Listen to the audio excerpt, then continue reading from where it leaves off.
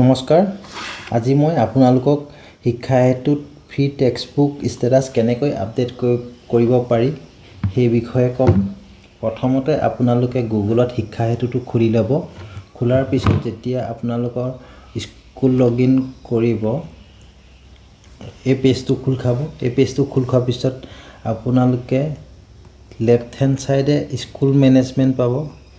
দেখিছে স্কুল মেনেজমেন্টত যেতিয়া আপোনালোকে ক্লিক কৰিব তাৰ পিছত প্ৰথমতে তাৰ পিছত পাব আপোনালোকে FTB এইটো FTB পাব। যেতিয়া হেতু ক্লিক কৰিব আপোনালোকে তেতিয়া নেক্সট এইটো খোল খাব। এই পেজটো খোল খাব। এই পেজটো খোল খালে আপোনালোকে এটা ওপৰত ঘৰ দেখিব এইটো এড FTB। তাৰ পিছত তাত যেতিয়া ক্লিক কৰিব আপোনালোকৰ এইখন চাৰ্ট খোল খাব। তাৰ পিছত আপোনালোকে ইয়াত যি লাগে প্ৰথমতে মিডিয়াম সিলেক্ট কৰিব, তাৰ পিছত ক্লাছ সিলেক্ট কৰিব, তাৰ পিছত টেক্সটবুক কিমান পাইছিলে কিমান ডিস্ট্ৰিবিউট হ'ল এইখিনি আপোনালোকে ভৰাই দিব। আহকচোন প্ৰথমতে কৰো এইখন স্কুলতে ধৰি লওক মই প্ৰথমতে আসামিজ আমাৰ মিডিয়ামটো আসামিজ হয়। তাৰ পিছত ক্লাছটো সিলেক্ট কৰিলো,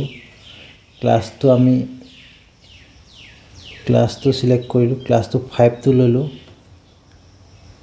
তাৰ পিছত টেক্সটবুক সিলেক্ট কৰিলো, টেক্সটবুক 5ত কিবা এখন ললো, অংকুৰণ লৈ ললো। ৰিসিভ 45 পাইছিলো আমি 45 ডিসবাৰ্স কৰিলো 45 হৈ গ'ল আৰু ৰিকোয়াৰ্ড আমাৰ নালাগে সেইকাৰণে আমি বৰ্তমান ইয়াক আমি 0 দিনো। তাৰ সাবমিট কৰি দিম। তাত এনেকৈ সেভ কৰি দিব। এটো এতিয়া এড হৈ গ'ল। আমি ইয়াত দুটা বস্তু এড কৰিলো। প্ৰথম হ'ল আমি আৰু আমাৰ পৰিবেশ কৰিলো। ইয়াত দুটা এড কৰা দেখিছে আপোনালোকে আমি আমাৰ পৰিবেশ আৰু অংকুৰণ। এনেকৈ আপোনালোকে শিক্ষা হেতুত আপোনালোকৰ প্ৰত্যেক ক্লাছৰে ফ্ৰী টেক্সটবুক ষ্টেটাস বিলাক আপডেট কৰি দিব। ধন্যবাদ।